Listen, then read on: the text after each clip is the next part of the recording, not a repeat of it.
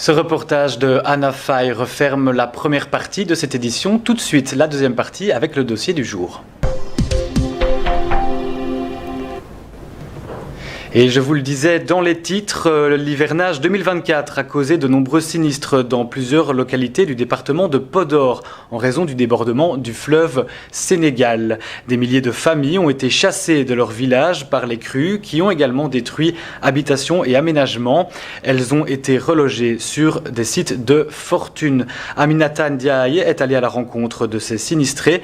Laissés pour compte, ils attendent les mesures annoncées par les autorités. Suivons ce dossier.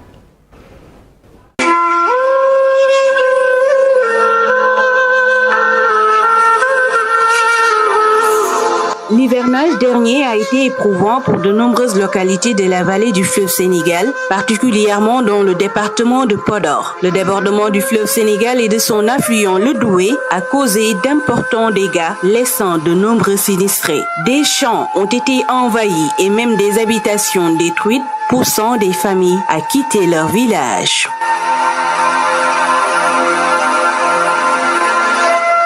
Dans les sites de relogement, la situation reste difficile. De Degembéré dans la commune de Fanaï à Korkadié dans la commune de Guédé-Village, le calvaire vécu lors de ces événements est encore présent dans les esprits. Une site très grande comme ça qui concerne au maximum 150 foyers, vraiment le secteur ne n'ose même pas de nous suffire.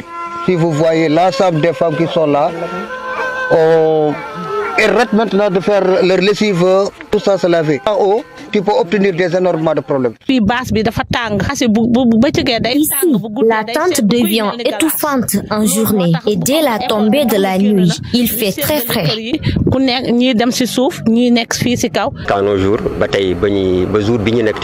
Nous sommes là depuis octobre. La situation elle est pénible, elle est difficile. Nous attendons Allah.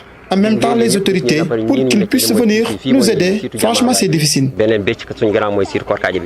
Sur les sites de relogement, les conditions ont été très rudes, marquées par le manque de tentes, de matelas, de moustiquaires, alors que la saison des pluies n'était pas encore terminée. Depuis les 4 mois, toutes les enfants sont là.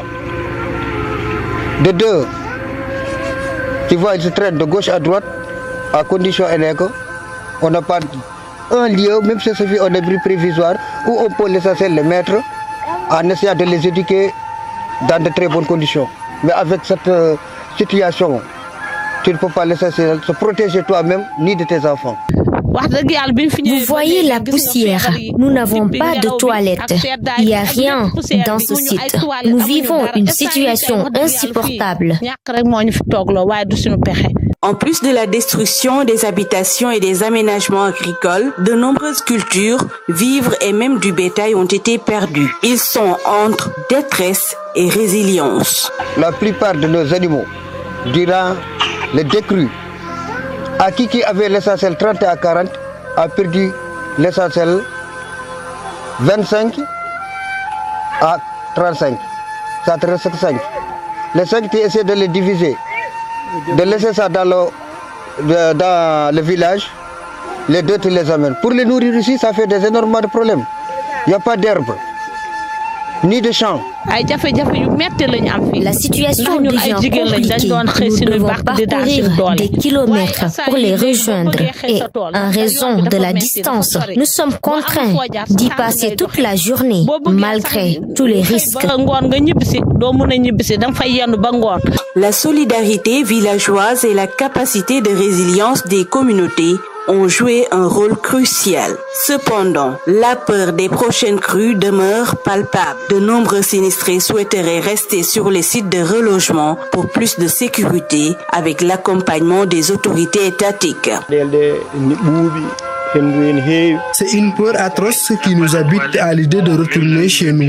Il est certain qu'avec les premières pluies, nous revivons les mêmes difficultés. Franchement, nous souhaitons rester ici et espérons que les autorités retrouveront des solutions pour nous, aider à mener des activités génératrices de revenus. C'est notre vœu le plus cher. L'État n'a pas été absent. L'administration territoriale, les mairies, les services techniques ainsi que les agences et partenaires au développement ont apporté leur soutien aux sinistrés. Toutefois, face aux appels à l'aide, le préfet de Podor, Mactar Diop, se montre réceptif mais souligne la nécessité de suivre un processus bien défini. Étant donné que tout doit se faire dans les règles, nous leur avons demandé d'abord de se retirer de ces espaces-là, puisque rien ne nous dit si ces espaces ont fait l'objet d'une délibération ou pas. Donc, et laisser au maire la possibilité de bien identifier un espace qui n'est pas occupé, ou bien consensuellement qui peut être libéré. Et à partir de ce moment-là, des délibérations pourront être faites. Mais occupé spontanément, vous savez, quand il y a une situation de catastrophe, c'est lié dans le temps. Donc, dès l'instant que la situation disparaît, on doit retourner à la situation antérieure. Dès les premiers jours de la montée des eaux, l'État au plus haut niveau avait mobilisé tous ses services et annoncé un plan d'assistance de 8 milliards de francs CFA. Pourtant, selon les sinistrés, leur situation n'a guère évolué. C'est pourquoi ils appellent le gouvernement à mettre en place un programme de construction de digues de protection pour sécuriser les villages riverains du fleuve Sénégal et de ses affluents. C'est sur ce dossier signé Aminata Ndiaye que nous refermons cette grande édition. L'actualité continue sur les canaux de la radio-télévision communautaire. Bonne soirée et bon week-end. Au revoir.